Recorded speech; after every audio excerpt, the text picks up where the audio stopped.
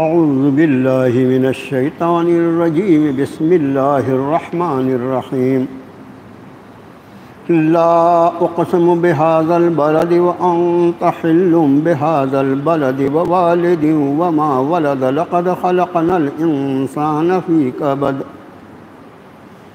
ايحسب ان لن يقدر عليه احد يقول اهلكت مالا لبدا ايحسب ان لم يره احد الم نجعل له عينين ولسانا وشفتين وهديناه النجدين فلاقتحم العقبة وما أدراك ما العقبة فك رقبة أو إطعام في يوم ذي مسغبة يتيما ذا مقربة أو مسكينا ذا متربة ثم كان من الذين آمنوا وتواصوا بالصبر وتواصوا بالمرحمة أولئك أصحاب الميمنة والذين كفروا بآياتنا هم أصحاب المشأمة عليهم نار مؤصدة صدق الله العظيم آمنت بما انزل اللہ من کتاب۔ قرآن پاک کا 30واں پارہ 90 نمبر کی صورت شریفہ سورۃ البلد 20 آیات مبارکہ پر مشتمل ہے۔ یہ صورت شریفہ شروع اللہ کے نام سے بہت ہی مہربان انتہائی رحم فرمانے والا۔ میں قسم کھاتا ہوں اس شہر کی، اور آپ بھی نبی صلی اللہ علیہ وسلم اسی شہر میں مقیم ہیں، اور قسم ہے والد اور اولاد کی۔ تحقیق ہم نے انسان کو مشقتوں میں پیدا کیا۔ کیا وہ سمجھتا ہے کہ کوئی اس پر اختیار نہیں رکھتا؟ کہتا ہے میں نے بہت سارا مال اڑا دیا، کیا وہ سمجھتا ہے کہ کوئی اسے دیکھ نہیں رہا ہے؟ کیا ہم نے اسے 2 آنکھیں اور 1 زبان اور 2 ہونٹ نہیں عطا فرمائے، اور پھر اسے راستے دکھا دیے، دونوں راستے؟ پھر وہ دشوار گزار گھاٹی سے گزرنے کی ہمت نہیں کر سکتا۔ تمہیں معلوم ہے وہ گھاٹی کیا ہے؟ وہ ہے آزاد کر دینا کسی غلام کی گردن، یا بھوک والے فاقے والے دن میں کھانا کھلانا ایسے یتیم کو جو قرابت دار ہو، یا ایسے مسکین کو جس کی غربت، جس کا افلاس اسے مٹی میں ملا رہا ہو۔ پھر وہ ہو ان لوگوں میں سے جنہوں نے ایمان کو قبول کیا اور ایک دوسرے کو صبر کی تلقین کی، اور ایک دوسرے کو مہربانی کی تلقین کرتے رہے۔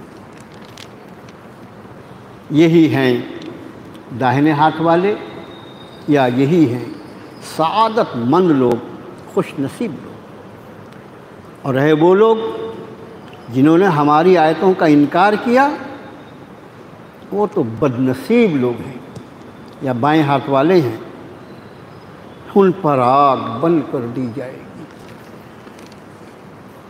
سورۃ شریفہ کا نام سورۃ البلد ہے۔ بلد کہتے ہیں شہر۔ اس صورت شریفہ کی بھی خصوصیات یہ ہے کہ اس کی ابتدا رب تعالیٰ نے قسموں سے فرمائی، اور جس بات پر قسم یاد فرمائی ہے ہمیشہ کی یہ سنت الہی ہے کہ جہاں قسمیں ہوتی ہیں قسموں کے بعد جواب قسم ہوتا ہے۔ کہ کس چیز پر اللہ عز و جل نے ان چیزوں کی قسمیں یاد فرمائی ہیں، ان چیزوں کو گواہ بنایا ہے۔ پھر ایک بار آپ کا خادم یہ بات عرض کر دے یاد دہانی کے لیے کہ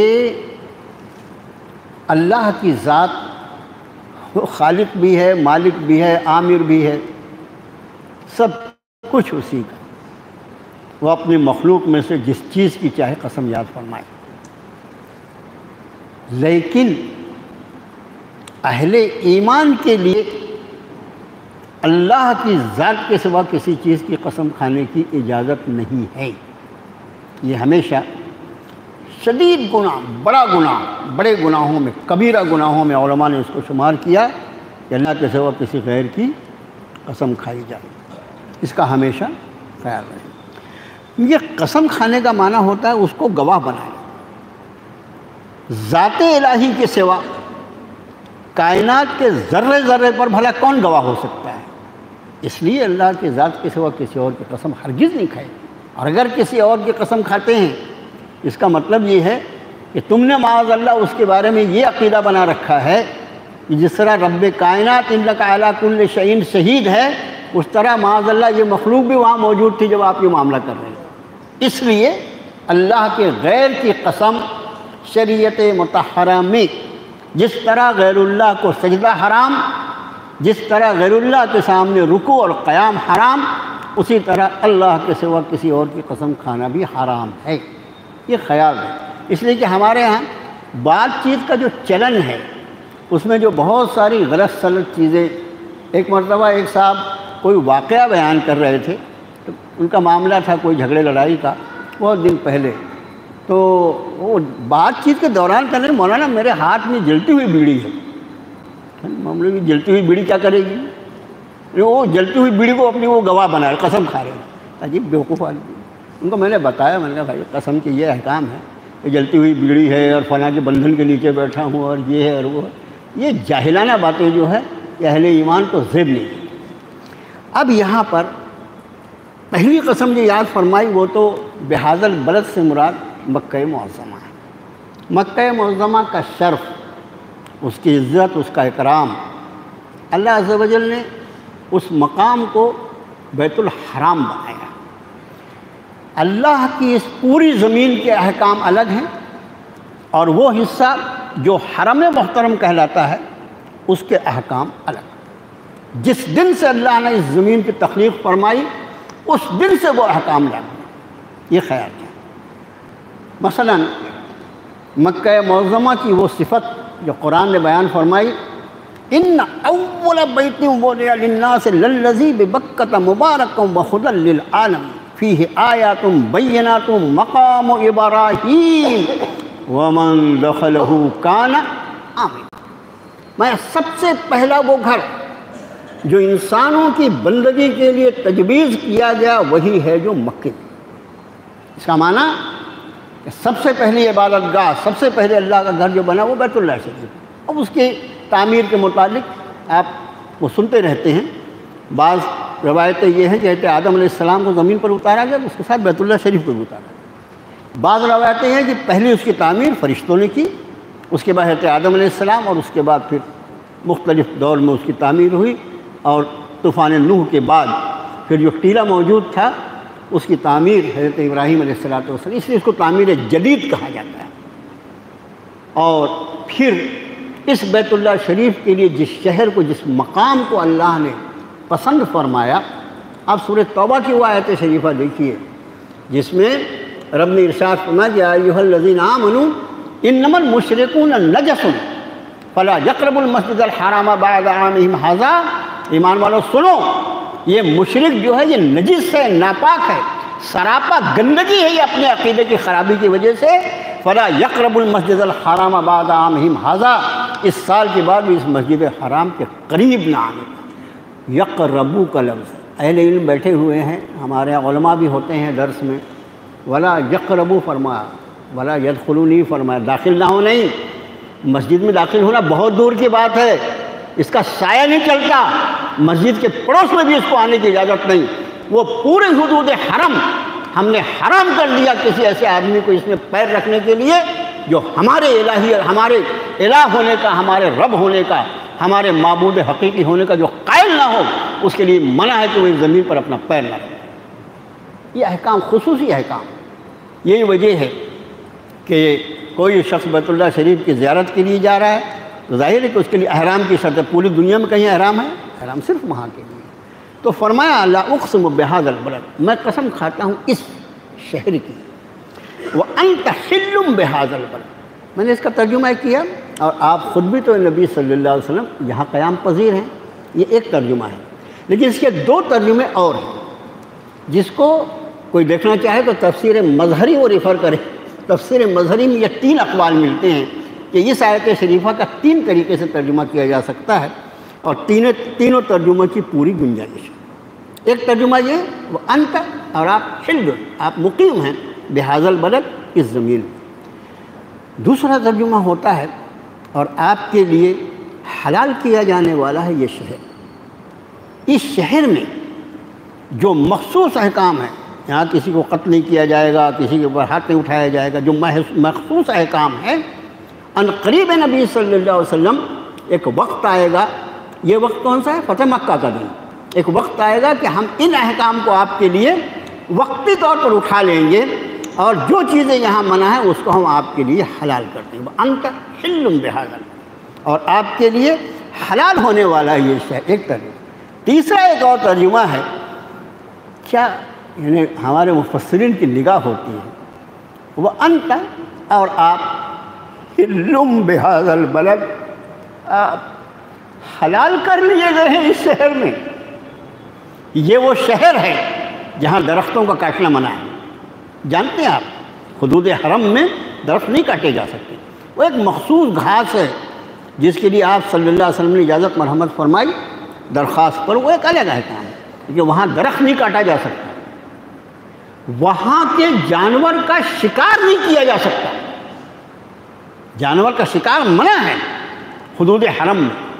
تو رب تعالیٰ یہ فرما رہا ہے، یہ ظالم یہ جانتے ہیں کہ یہ کون سا شہر ہے، یہاں پر درخت جو ہیں وہ معمول ہیں، یہاں پر جنگل کے جانور معمول ہیں، ان کو بھی امن نصیب ہے، درختوں کو امن نصیب ہے، اور اگر کسی کو امن نصیب نہیں ہے وہ جناب محمد رسول اللہ کی ذات ہے، جن کے قتل کو بھی ان ظالموں نے اپنے لیے حلال سمجھ لیا ہے۔ ہمارے حبیب کے گھر کو انہوں نے تلواریں لے کر گھیر لیا، ان کو یاد نہیں رہا کہ یہ وہ حرم ہے جہاں جانوروں پر ہاتھ نہیں اٹھایا جا سکتا، وہاں ہمارے حبیب پر یہ مظالم کو انہوں نے کیسے حلال کر دیا۔ اس لیے وَأَنْتَ حِلٌّ بِهَذَا الْبَلَدِ کی ایک تشریح یہ صحابہ مظہری نے کیا ہے، یہ کہ آپ کو اس شہر والوں نے ظلم ڈھانے کے لیے حلال کر لیا ہے۔ حدود حرم ہے، یہ حرم کے احکامات ہیں، بہت ساری چیزیں جو عام مقامات پر حلال ہیں یہاں آ کر حرام ہو گئی ہیں، لیکن ان ظالموں نے اس حرم والے، اس عزت والے مقام پر آپ کے مقام کا خیال نہیں کیا، آپ کی ذات عالی پر ظلم کرنے کو انہوں نے اپنے اوپر حلال کر دیا۔ ایک ترجمہ ہے وَوَالِدٍ وَمَا وَلَدَ، اور قسم ہے والد کی اور اولاد کی۔ والد سے مراد ہے آدم علیہ السلام، اولاد سے مراد پوری نسل آدم۔ گویا اب نسل آدم میں ہم بھی آپ بھی ہیں نا، تو اللہ نے مخلوق کی پوری نسل آدم کی قسم یاد فرمائی۔ یہ ساری قسمیں کس چیز پر یاد فرمائی؟ مضمون، قسم کے بعد جو مضمون ہوتا ہے، قسمیں جہاں ختم ہوتی ہیں اس کے بعد جو مضمون ہوتا ہے وہ ہوتا ہے اصل۔ وَلَقَدْ خَلَقْنَا الْإِنسَانَ فِي قَبْلِ، یہ شہر مکہ، یہ شہر مکہ جو آج آباد ہے، آج نہیں جب یہ آیتیں نازل ہو رہی ہیں، آج آباد ہے، بیت اللہ شریف ہے، لیکن اس شہر مکہ کے بسنے کے پیچھے میری بندی ہاجرہ کی قربانیاں یاد ہیں کیا؟ میری بندی ہاجرہ کن مصائب سے گزری ہے وہ یاد ہے کیا؟ میرے خلیل ابراہیم نے کتنی مشقتیں اٹھائی ہیں وہ یاد ہے کیا؟ اپنے آپ مکہ نہیں بس گیا، اس شہر کے بسنے کے پیچھے میرے چنندہ بندوں کی قربانیاں، ان کی مشقتیں، اور ایسی مشقتیں اور ایسی محنتیں کہ ایک امت مل کر نہیں اٹھا سکتی، وہ سب ہیں۔ اس کے بعد یہ مکہ آباد ہوا، اور اس کے بعد آپ صلی اللہ علیہ وسلم کی ذات عالی نے وہ اگر ترجمہ لیا کہ آپ خود اس شہر میں رہتے ہیں۔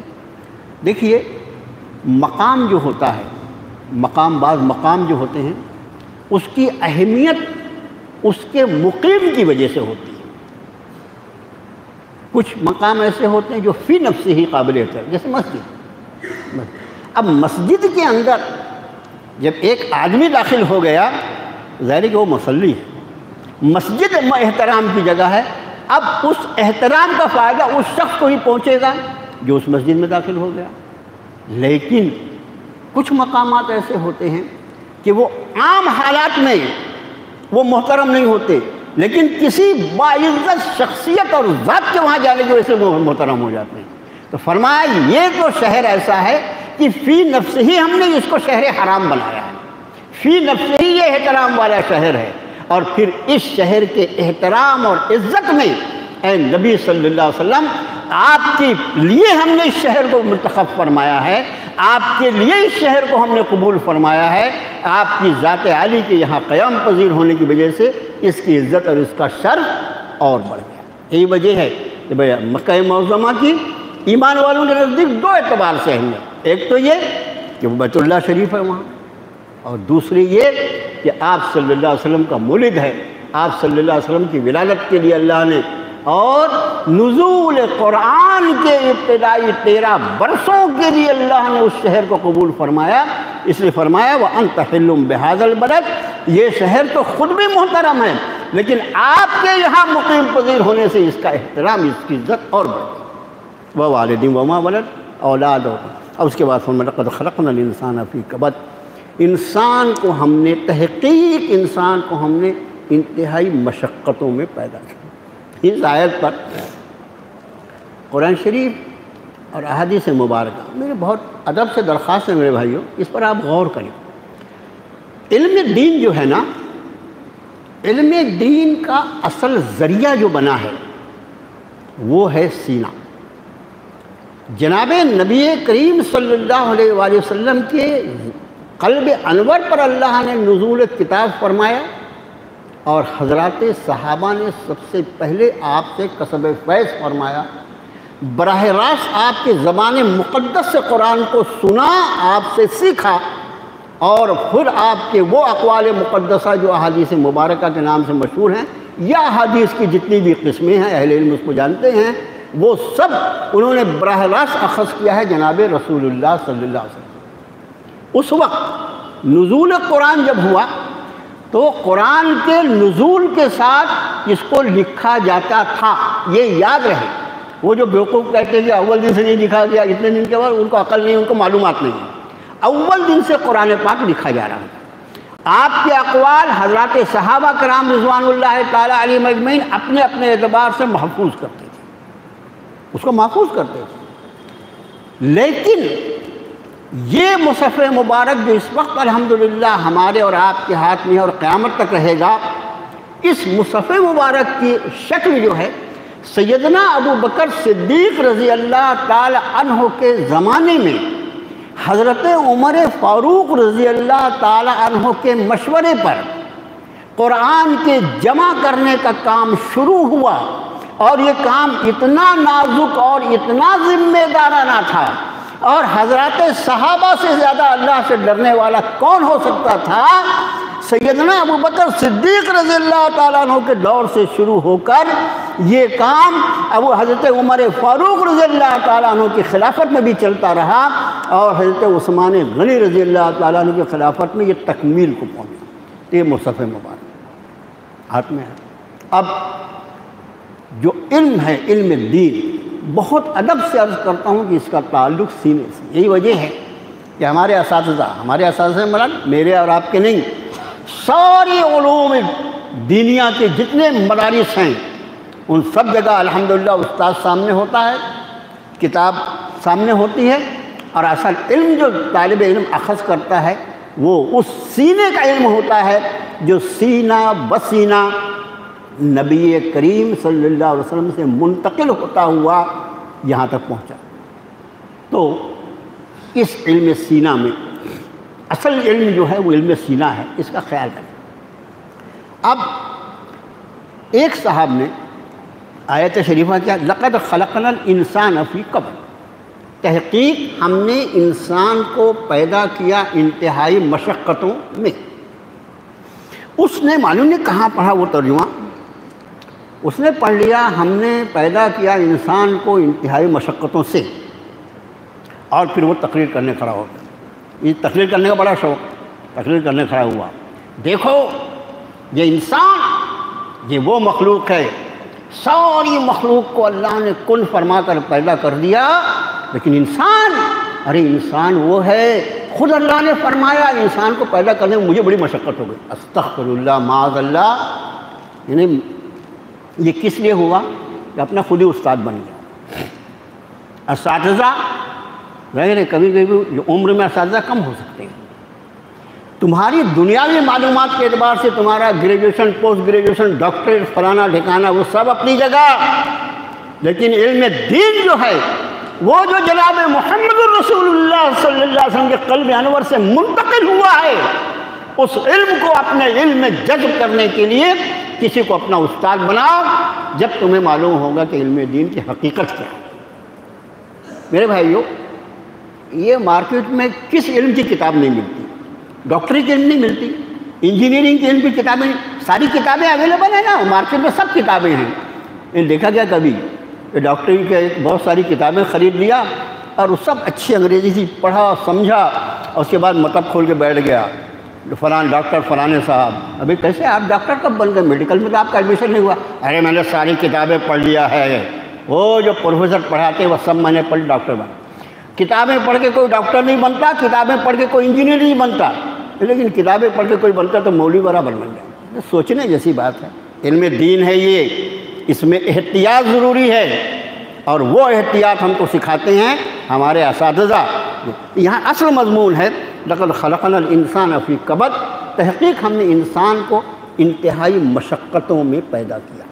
اس کا معنی یہ ہے، پہلا معنی جو بہت واضح ہے، اگر ہم میں سے کوئی شخص ایسی زندگی کا خواہش مند ہو جس میں کوئی مشقت نہ ہو، تو وہ اللہ کے ارشاد سے ہٹ کر زندگی گزارنا چاہتا ہے۔ دیکھو، ایک زندگی ایسی بھی ہے جس میں کوئی مشقت نہیں، لیکن وہ زندگی جنت کی ہے، وہ زندگی جنت کی ہے، جہاں نہ اٹھنا پڑے گا، نہ بیٹھنا پڑے گا، نہ کچھ کرنا پڑے گا، نہ کمانا پڑے گا، نہ کھانا پڑے گا، نہ آفس جانا پڑے گا، نہ کچھ کرنا پڑے گا، سب کا سب، یہاں تک کہ یہاں پر ہم جب اپنے گھر میں کسی سے پانی طلب کرتے ہیں تو پانی لانے والے کو بیچاروں کو کیا معلوم کہ مولانا کو پیاس کتنی لگی ہے؟ کبھی پانی ضرورت سے کم آتا ہے، کبھی ضرورت سے زیادہ آتا ہے، لیکن وہاں پر تو جو پیمانے بھرے جائیں گے وہ قدروا تقدیرا، جتنی پیاس ہوگی اتنا پیمانہ بھرا جائے گا، ایسی جنت ہے۔ اب اس جنت کی زندگی کو اگر کوئی عقل کا مارا وہ سوچے دنیا میں مل جائے تو بیکار کی بات۔ میرے بھائیو، یہ مشقت بھری زندگی جو ہے، اس بے مشقت زندگی کے حاصل کرنے کا ذریعہ اللہ نے بنایا ہے۔ حضرت ابن عباس رضی اللہ تعالیٰ عنہ اس آیت شریفہ کی روشنی میں فرماتے ہیں کہ انسان کا بچہ جب پیدا ہوتا ہے، اچھا اب ظاہر ہے کہ ساری جو دوسرے جانور ہیں، جاندار ہیں، اللہ سب کی نسلوں کو چلاتے ہیں نا، سب کی نسلیں چلا رہے ہیں، لیکن انسان کی نسل کے چلانے میں اس کے جو ناز نخرے ہیں اور اس کی جو کمزوریاں ہیں، اس پر جو مخصوص توجہات کی ضرورت ہوتی ہے، سیدنا ابن عباس رضی اللہ تعالیٰ عنہ اس آیت کی تشریح میں فرماتے ہیں کہ ایک بچہ جب پیدا ہوتا ہے تو خود اس کا پیدا ہونا اتنا مشقت طلب ہوتا ہے کہ موت اور زندگی کے درمیان صرف ایک بال کے برابر فاصلہ، یہ ابن عباس کے الفاظ ہیں، موت اور زندگی کے درمیان صرف ایک بال کے برابر فاصلہ باقی رہتا ہے۔ اگر اللہ چاہے تو زندہ دنیا میں آئے، ورنہ آنے کے بعد معلوم ہوا کہ جناب تشریف تو لائے ہیں لیکن جسم میں روح نہیں۔ کتنے ایسے واقعات۔ پھر حضرت فرماتے ہیں اور اس کی ولادت کے بعد اس پر مخصوص توجہ اس کی والدہ کی۔ میں آپ سے پوچھتا ہوں، جتنا انسان کے بچے کو توجہ کی ضرورت ہوتی ہے کسی اور جاندار کے بچے کو بھی ہوتی ہے۔ اسی لیے قرآن شریف نے وَوَصَّيْنَا الْإِنسَانَ بِوَالِدَيْهِ إِحْسَانًا حَمَلَتْهُ أُمُّهُ كُرْهًا وَوَضَعَتْهُ كُرْهًا وَحَمْلُهُ وَفِصَالُهُ 30 شهرًا، تیری ماں بڑے بوجھ پر بوجھ کی حالت میں تجھ کو اپنے پیٹ میں رکھا اور انتہائی تکلیف کے ساتھ، کرہا کا لفظ ہے، انتہائی تکلیف کے ساتھ اپنے جسم سے تجھ کو جدا کیا۔ وَحَمْلُهُ وَفِصَالُهُ 30 شهرًا، اس کی مدت حمل اور دودھ پلانے کی مدت 30 مہینے تھی۔ 30 مہینے ایک اللہ کی بندی نے اس پر 24 گھنٹہ نگاہ رکھی ہے، جس کو آئی سی یو کہا جاتا ہے نا۔ آئی سی یو سے زیادہ ماں کی توجہ کی ضرورت ہوتی ہے بچے کے لیے۔ کبھی اکیلا چھوڑ دے اور دروازہ کھلا رہ جائے، کتا اٹھا کے لے کے چلا جائے، بلی اٹھا کے لے کے چلا جائے، یہ نزاکت کے ساتھ اللہ نے اس انسان کو پالا ہے۔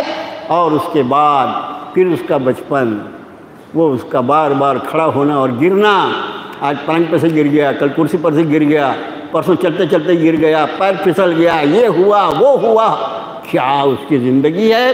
اس کے بعد اس کا لڑکپن، اس کے بعد اس کی جوانی، جب اس میں کسب معاش کی اللہ نے صلاحیت پیدا کی، اس معاش کو حاصل کرنا، اس کے لیے اس کو بھاگ دوڑ کرنا پڑے گا۔ قرآن شریف نے فرمایا کہ فَإِذَا قُضِيَتِ الصَّلَاةُ فَانتَشِرُوا فِي الْأَرْضِ وَابْتَغُوا مِنْ فَضْلِ اللَّهِ، اللہ نے اپنے فضل کو تمہارے لیے زمین پر بکھیر دیا ہے۔ تم کو روزی پیدا نہیں کرنا ہے، تم کو روزی بنانا نہیں ہے، مگر روزی کو تلاش ضرور کرنا۔ اب اس روزی کی تلاش میں سرگرنا ہے، اور پھر یہ اللہ کی تقسیم ہے۔ ان اللہ یبسط الرزق لمن یشاء ویقدر، جس کی روزی کو چاہتے ہیں کشادہ فرما لیتے ہیں، کسی کی روزی کو چاہتے ہیں تنگ کر دیتے ہیں۔ ان کی تقسیم ہے، ان کی حکیمانہ تقسیم ہے، ان کی منصفانہ تقسیم ہے، اور جو تقسیم ان کی ہے اس سے بہتر کوئی تقسیم ہو نہیں سکتی۔ اس طرح سے یہ اپنے رزق کو تلاش کرتا ہے، اور پھر اس کے بعد اس کا نکاح ہے، پھر اس کے یہاں بچوں کی پیدائش ہے، پھر بچوں کی ذمہ داریاں ہیں، بیماری ہے، آرام ہے، تفکرات ہیں، قرض ہے، مرض ہے، دنیا بھر کی پریشانیاں ہیں، پھر بڑھاپا ہے۔ وَمَن نُعَمِّرْهُ نُنَكِّسْهُ فِي الْخَلْقِ، ہم جس کو لمبی عمر دیتے ہیں نا، اس کو تخلیق کے اعتبار سے الٹا کر دیتے ہیں۔ بچہ تھا، کسی کے سہارے کے بغیر کھڑا نہیں ہو سکتا تھا، اب بڑے میاں میرے کو اٹھنا ہے، آج بچے نے سہارا دیا، پوتے نے سہارا دیا، بڑے میں کھڑے ہو گئے، یہ نہیں ہوتا وہ نہیں ہوتا۔ اور اس کے ساتھ پھر اس کی نزا کی کیفیت آئی، موت کا وقت آیا اور اس کے روح کو اس کے جسم سے نکالا گیا۔ یہ ساری مشقتیں، لقد خلقنا الانسان فی کبد، تحقیق ہم نے انسان کو انتہائی مشقتوں میں پیدا کیا، اور یہ ساری مشقتیں جھیل کر اللہ کی توفیق کی روشنی میں وہ ایک ایسی زندگی کا حقدار قرار دیا جائے گا جہاں مشقت نام کی کوئی چیز نہیں ہوگی۔ اور یہ زندگی تو چند برسوں کی ہے، اور وہ زندگی خالدین فیہا ابدا، ہمیشہ ہمیشہ رہیں گے اس میں۔ اہل جنت کے جنت میں داخلے کے بعد اعلان کر دیا جائے گا، اہل جنت سنو، اب تم ہمیشہ جوان رہو گے، کبھی بوڑھے نہیں ہوگے۔ اے اہل جنت، تم ہمیشہ صحت مند رہو گے، تم کبھی مریض نہیں ہوگے۔ اے اہل جنت سنو، تم ہمیشہ زندہ رہو گے، کبھی مرو گے۔ یہاں پر تو کچھ بھی کرو ڈر ہی لگتے رہتا ہے، کہیں ایسا نہ ہو کہ یہ سب کرتے کرتے بلاوا آ جائے۔ ایسی زندگی، لیکن اس مشقت بھری زندگی سے گزر کر آگے فرمایا اَيَحْسَبُ أَن لَّن يَقْدِرَ لَقَدْ خَلَقْنَا الْإِنسَانَ فِي كَبَدٍ، تحقیق ہم نے انسان کو بہت ہی مشقت میں پیدا کیا۔ اَيَحْسَبُ أَن لَّن يَقْدِرَ عَلَيْهِ أَحَدٌ، کیا وہ سمجھتا ہے کہ اس پر کسی کا زور نہیں چلتا، کسی کا اختیار نہیں چلتا؟ ظاہر ہے، میں نے اس کے پہلے بھی بات عرض کیا ہے، اور ہمارے سبھی ساتھی جانتے ہیں کہ انداز بیان یہ بتا دیتا ہے کہ یہ کس کے لیے، یہ کسی مومن کے لیے نہیں ہو سکتا۔ یہ اس بدکار، اس ناشکرے کا تذکرہ ہے جو ذات الہی کا منکر، اس کا انکار کرنے والا ہے۔ کیا وہ سمجھتا ہے ان یقدر علیہ احد، اس پر کسی کا زور نہیں چلتا، اس پر کسی کی بس نہیں چلتا. یقول اہلکت مالا لبدا، کہتا ہے ارے میں نے بہت سا مال اڑا دیا. اہلکت، اہل زبان جانتے ہیں انفقت بھی ہو سکتا تھا نا، میں نے بہت سارا مال خرچ کر دیا. انفقت نہیں، اڑا دیا. اس کا مطلب جو مال میں نے اڑایا یا خرچ کیا اس میں مجھے کوئی فکر بھی نہیں کہاں گیا وہ، یہ مال کہاں اڑایا. وہ شخص جو یہ سمجھ رہا ہے کہ مجھ پر کسی کا اختیار نہیں ہے، مطلب جو اللہ کی ذات عالی کا انکار کرنے والا ہے، اس نے کہاں مال اڑایا. جس دور میں یہ قرآن نازل ہوا کہ وہاں مال اڑانے کے ذریعے جو تھے وہ صرف نام و نمود تھا. اور آج کیا ہے؟ آج کیا ہے؟ آج مال کا اسراف، مال کو حرام راستے میں خرچ کرنا، وہاں بھی اپنے نام و نمود کے سوا کوئی دوسرا عنصر دکھائی نہیں دیتا. وہ بیچارے جاہل تھے، اس وقت کوئی ٹی وی نہیں تھا، یہ نہیں تھا، وہ نہیں تھا، کہاں ان کا نام ہوتا، کہاں ان کے نام کا ایڈورٹیزمنٹ ہوتا. وہ کر لیا، جوا کھیل رہا ہے، ہار رہا ہے، جوئے میں جیت گیا. اب جیت گیا تو 50 اونٹ کو ذبح کر کے اس کی دعوت کر رہا ہے. کائے کی دعوت ہے سیٹ صاحب؟ جوئے میں جیت گیا نا. تو مشاعرے ہو رہے ہیں، مشاعروں میں پیسے لٹا رہے ہیں، ناچنے والیاں ناچ رہی ہیں، ان پہ پیسے لٹا رہے ہیں. یہ سب کیوں؟ یہ صرف لوگ یہ کہیں کہ واہ کیا سیٹ صاحب ہیں. آج میرا شادی کارڈ 500 روپے کا اور 300 روپے کا کیوں ہے؟ لوگ کہیں واہ کیا مالدار شخص ہے. 10 روپے کے کارڈ میں جو تاریخ کی اطلاع ہو سکتی تھی اس پر 200 خرچ کر کے 190 کا حساب دینا پڑے گا. یہ سمجھ لینا، یہ لفظ قرآن نے اہلکت تو بہت مال اڑا دیا، اتنا مال ہے میرے پاس، کتنا بھی خرچ کر دوں مجھے کوئی فرق نہیں پڑتا. آگے ارشاد فرمایا ایحسب ان لم یرہ احد، کیا وہ یہ سمجھتا ہے کہ اسے کوئی دیکھ نہیں رہا ہے. اس لیے ظاہر ہے کہ یہ وہی شخص ہوگا جو ایمان نہیں رکھتا ہوگا. ورنہ مومن تو اپنے قدم قدم پر جانتا ہے، اس کا احساس نہیں رکھتا، اس کا ایمان رکھتا ہے. احساس سے بہت اوپر ایمان جو ہے وہ سب سے اوپر کا درجہ ہوتا ہے. دلی یقین، دل کی گہرائی سے وہ جانتا ہے کہ میں ہر وقت اپنے رب کائنات کی نگاہوں میں ہوں. فرمایا ایحسب ان لم یرہ احد، کیا وہ سمجھتا ہے اسے کسی نے دیکھا نہیں.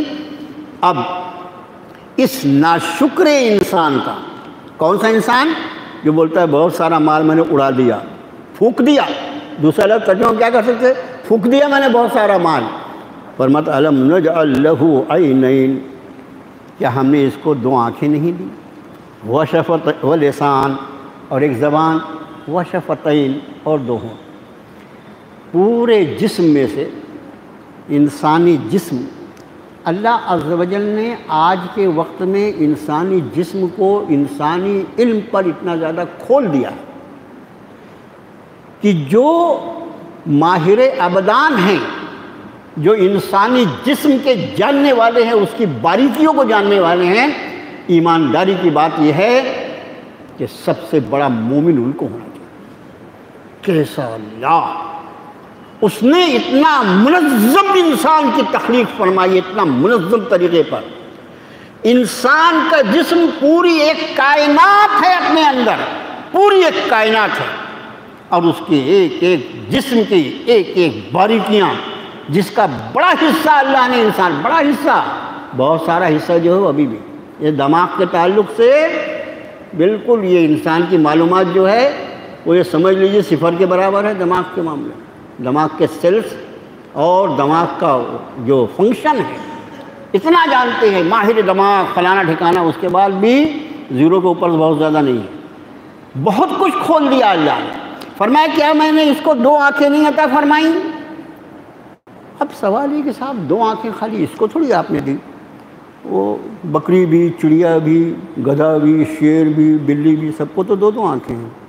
اس کی 2 آنکھوں میں کیا خاصیت؟ میرے بھائیو، آنکھیں اللہ نے سب مخلوق کو عطا فرمائیں، لیکن انسان کی آنکھیں جو ہیں ان مخلوقات سے الگ ہیں. پھر زبان سب کو دی ہے اللہ نے، سبھی کھاتے پیتے ہیں نا، لیکن انسان کی زبان وہ سب پر فضیلت حاصل ہے. ہونٹ سب کو دیے ہیں، منہ کی بناوٹ میں ہونٹ کا اہم ترین رول ہے، لیکن ان کے ہونٹ اس لیے نہیں ہے جس کے لیے ہمیں اور آپ نے ہمیں 2 آنکھیں دی، ہماری آنکھوں سے بڑی آنکھیں ہاتھی کی ہوتی ہیں، بہت سے جاندار ایسے جن کی آنکھیں ہم سے بہت بڑی بڑی ہیں، لیکن ہم کو وہ آنکھیں دی ہیں کہ آج یہاں بیٹھ کر ہم حرم محترم میں طواف کعبہ کی زیارت کرتے ہیں۔ ہمیں یہ وہ آنکھیں دی ہے رب کائنات نے کہ یہاں سے بیٹھے بیٹھے ہزاروں اور لاکھوں میل نہیں بلکہ پوری دنیا کا ریڈیس جو ہے اس پوری دنیا کو اللہ نے ان 2 آنکھوں کے سامنے کر دیا ہے۔ کیا اور جانداروں کی آنکھوں کو بھی یہ طاقت دی ہے اس نے؟ اور پھر یہ تو وہ آنکھیں ہیں جو مادی ذرائع سے دیکھتی ہیں، اور جب یہی آنکھیں روحانی ذرائع کو استعمال کرتی ہیں، جب انہی آنکھوں پر وحی ربانی کی عینک چڑھتی ہے، جب انہی آنکھوں پر کلام رسول کی عینک چڑھ جاتی ہے، تو پھر یہ انسان یہاں بیٹھا بیٹھا جنت و جہنم کے مناظر دیکھتا ہے، یہاں بیٹھا بیٹھا آنے والی قیامت میں حشر و حساب کے مناظر دیکھتا ہے، صراط کے مناظر دیکھتا ہے، رب کائنات میں بارگاہ میں حاضری کے مناظر دیکھتا ہے۔ یہ ان آنکھوں کا کمال ہے جو انسانی کو عطا فرمایا۔ یہ آنکھ کسی اور کو دی؟ اور اس کے بعد ولسان، ایک زبان ذائقہ لینے کے لیے ہے، خالی ذائقہ لینے کے لیے، زبان بولنے کے لیے ہے، اصل میں اس کا کام جو بولنا ہے۔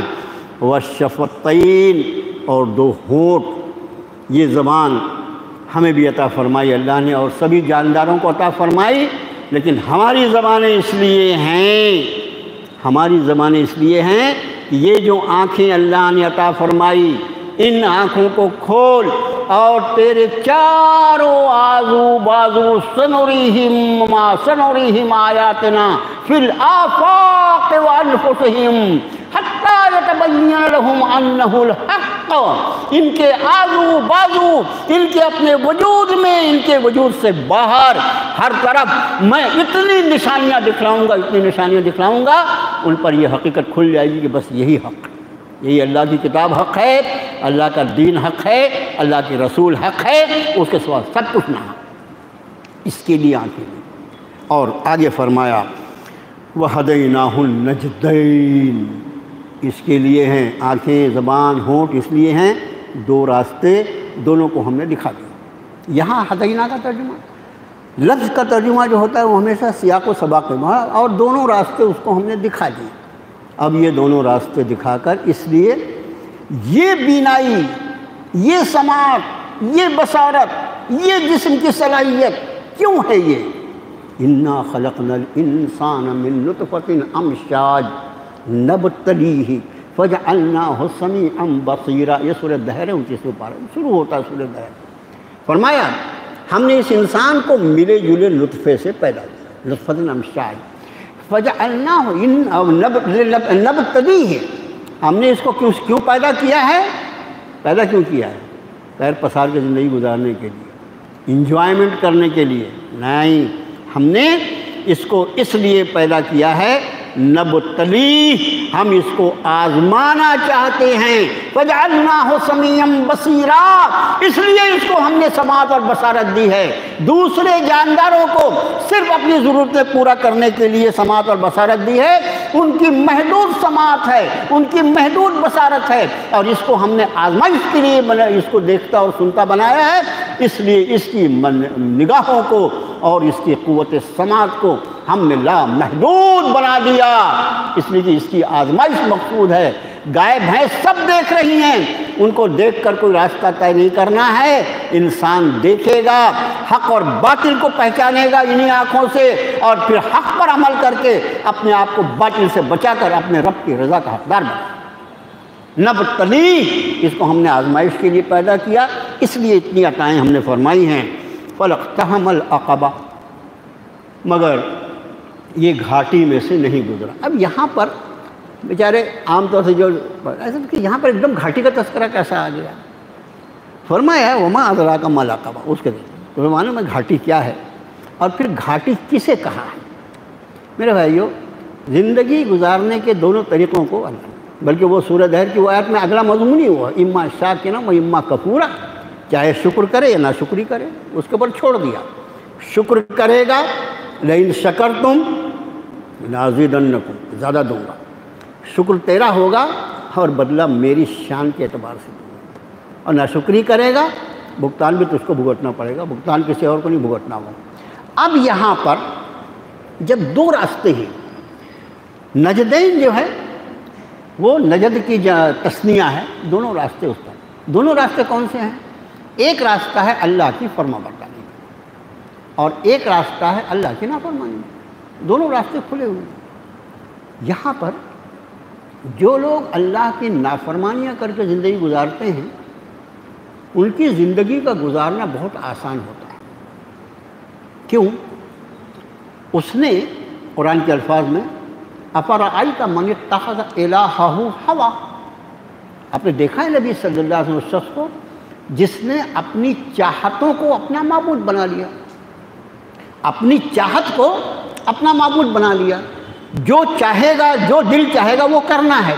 کتنی آسان زندگی ہو جائے گی، کیا حرام کیا حلال، کیا جائز کیا ناجائز، کوئی فرق نہیں پڑتا۔ میرا جی چاہتا ہے پیسہ جمع کرنا ہے، بس پیسہ جمع کرنا ہے، وہ سود کا ہو، وہ رشوت کا ہو، وہ ڈکیتی کا ہو، وہ ظلم کا ہو، کسی کا مال چھین کے ہو، وہ تو مومن کے لیے ہے کیا حلال ہے کیا حرام ہے، یہ تو اس شخص کے لیے جو اللہ کی رضا کے لیے جی رہا ہو۔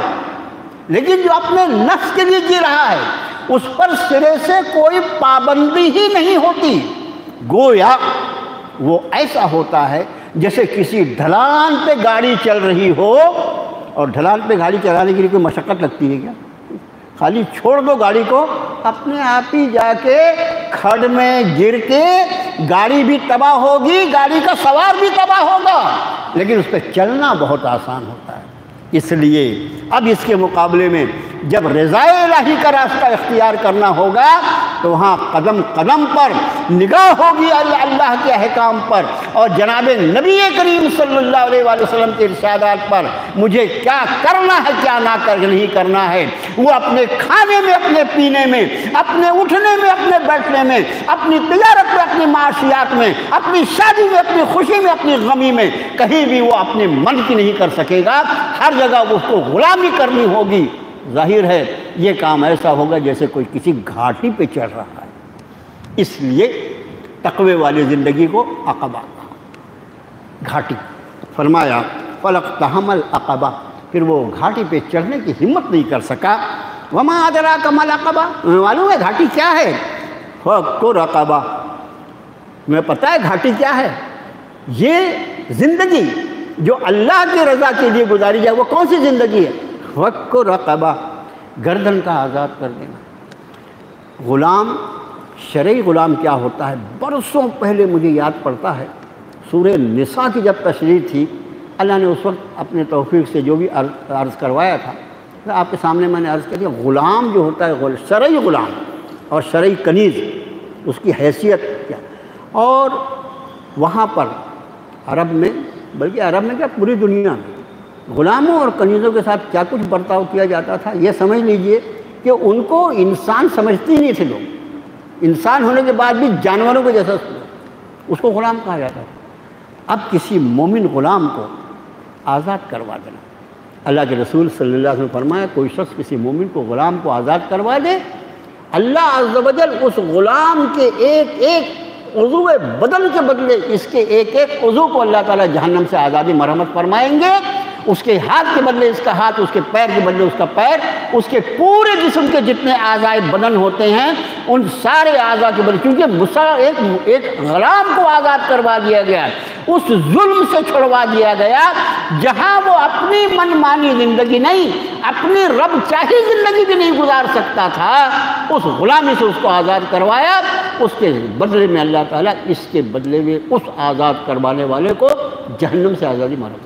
غلام کا آزاد کرنا اتنا بڑا اجر، اتنا بڑا ثواب کہ احادیث مبارکہ کا ذخیرہ بھرا ہوا ہے۔ آگے فرمایا او اطعام فی یوم ذی مسغبہ، یا کھانا کھلانا کسی بھوک والے دن میں، فاقے والے دن میں، یتیما ذا مقربہ، قرابت دار یتیم کو، اور مسکینا ذا متربہ، اور وہ مسکین، متربہ کا لفظ میں نے خاک نشین کیا، ایسا غریب، ایسا مفلس، بہت صلاحیت ہے۔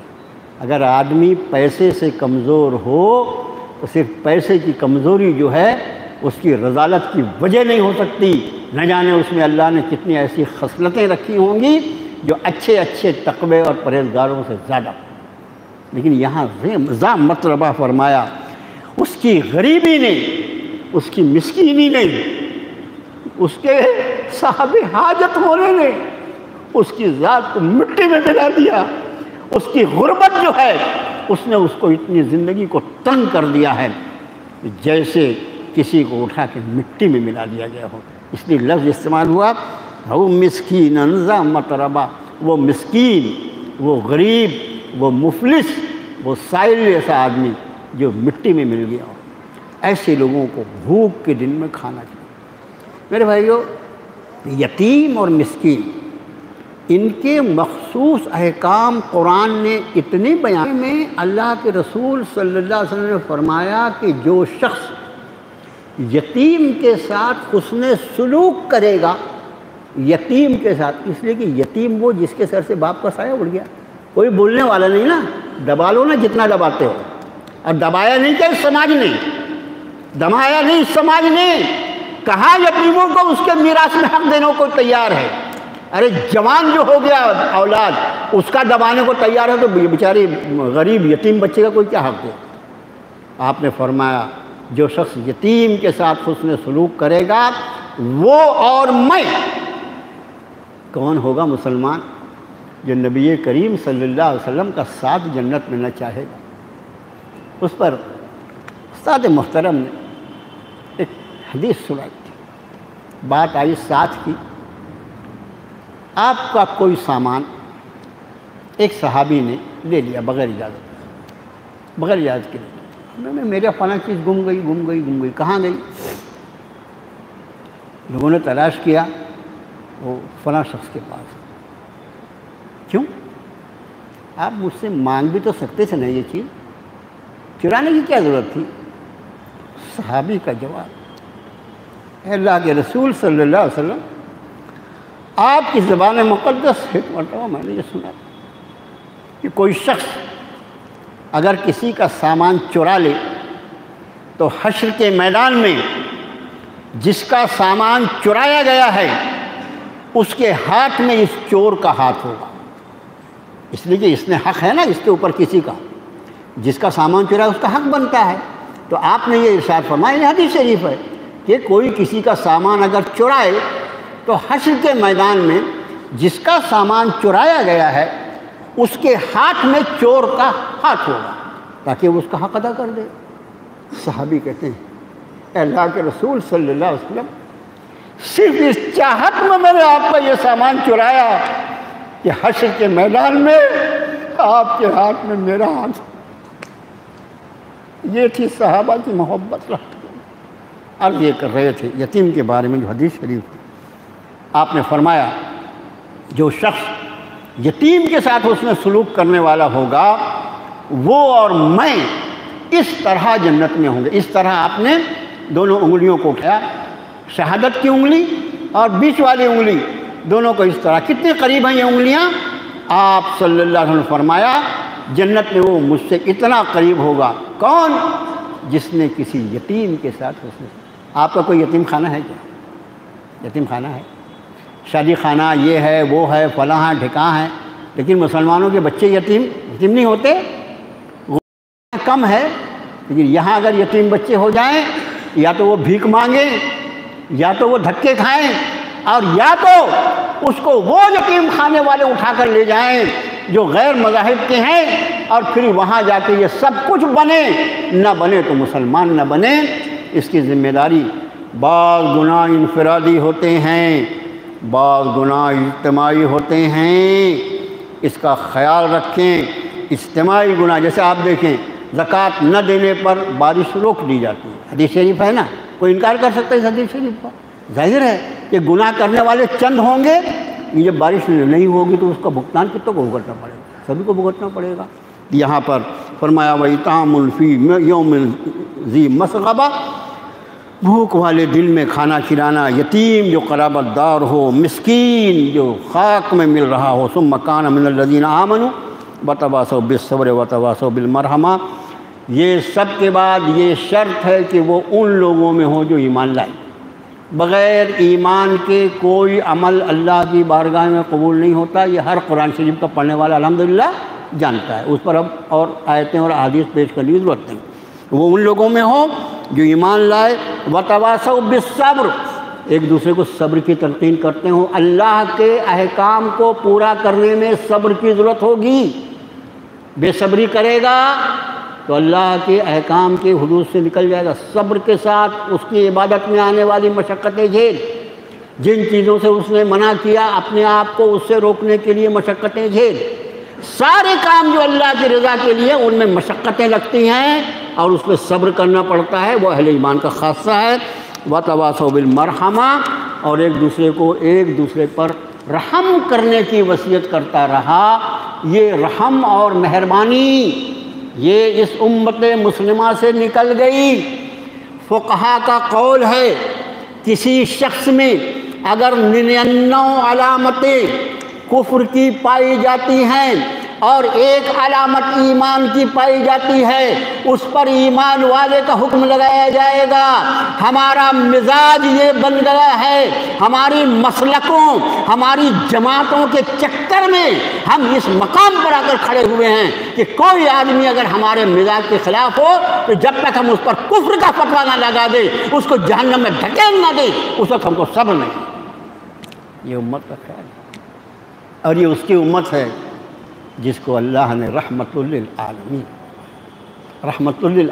فرمایا۔ اللہ کے لیے رحم کرو، اپنے آپ پر رحم کرو، اپنے بال بچوں پر رحم کرو، اپنے ان لوگوں پر رحم کرو جو تمہارے متعلقین ہیں، اس لیے کہ رحم جو ہے وہ اللہ کی وہ صفت ہے، وہی رحیم ہے، وہی رحمان ہے، وہی ارحم الراحمین ہے۔ اس کے رحم و کرم نے تم کو یہاں تھام رکھا ہے، اور اس کی رحمتیں ہیں جن کی یاوری سے تمہارا حشر میں بیڑا پار ہوگا۔ تم بھی ایک دوسرے پر رحم کرو۔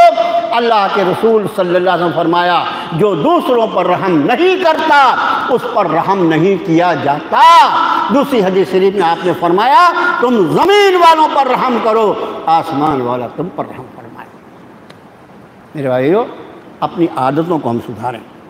خونخوار جانور کی جگہ جو ہم سوچیں نا، کسی کو بہت زور سے جھڑک دیا، اور اس میں خاص طور سے ہمارے بال بچے، ہماری ازواج کے ساتھ، بیویوں کے ساتھ، بہوؤں کے ساتھ ہمارا کیا معاملہ ہے، اور اس کے بعد مدارس میں پڑھانے والے اساتذہ بہت ادب سے کہتا ہوں، ہمیں اس کے لیے میں بدنام ہوں ناگپور شہر میں، وہ مار جو ہے وہ تو بچے کے لیے ایسا پانی ہے جیسا کھیتی کے لیے ہوتا ہے۔ ایک صاحب کے ہاں کچھ بچے حفظ کرتے تھے، وہ چلے گئے اللہ کی بارگاہ میں، کچھ بچے حفظ کرتے تھے۔ ایک بچہ جو تھا، یہ ہر بچہ الگ الگ ذہن ہوتا ہے، اس کو کم یاد ہوتا ہے، کسی کو زیادہ یاد ہوتا ہے، اس کو انہوں نے زور زور سے سزا دینا شروع کیا۔ گھر پہ گیا، ابو وہ حافظ صاحب مار رہے ہیں، جلدی بول، چل۔ باپ بھی ویسے دے رہا، چل تیرے کو پڑھنا ہی پڑے گا۔ باپ نے لا کے دوبارہ کھڑا کیا، پھر مار کھایا، پھر گھر گیا، پھر باپ نے لایا، اور نتیجہ کیا ہوا؟ آج سے تقریباً 20 سال پہلے کا واقعہ ہے۔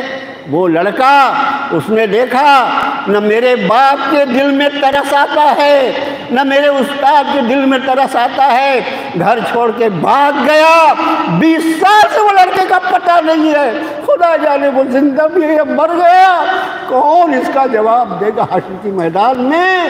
وہ حافظ قرآن جو اس کو حافظ بنانے کے لیے جانوروں کی طرف پیٹ رہا ہے، وہ قرآن جس کی ذات پر نازل ہوا، اس نے کبھی قرآن سکھانے کے لیے کبھی کسی پر اپنی آواز بلند کی ہے کیا؟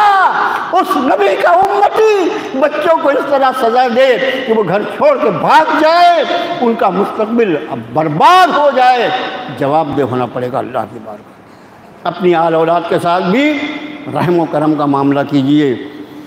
اولئک اصحاب المیمنہ، یہ خوش بخت لوگ ہیں، والذین کفروا بآیاتنا ھم اصحاب المشأمہ، جنہوں نے کفر کیا ہماری آیتوں کا یہ بد نصیب لوگ ہیں۔ علیہم نار مؤصدہ، ان پہ آگ بند کر دی جائے گی۔ اللہ سے دعا ہے اللہ تعالی ہمیں اور آپ کو اپنے فضل اپنے کرم سے نوازے، اپنی رضا والے اعمال کی توفیق عطا فرمائے۔ اللہ پوری امت مسلمہ کو رجوع القرآن کی توفیق عطا فرما، رجوع السنہ کی توفیق عطا فرما۔ اللہ ہماری غلطیوں اور ہماری کوتاہیوں کو صرف آپ ہی دور کر سکتے ہیں۔ اللہم آت نفسی تقواہا انت ولیہا و مولاہا وانت خیر من زکاہا۔ سبحان ربک رب العزت عما یصفون وسلام علی المرسلین۔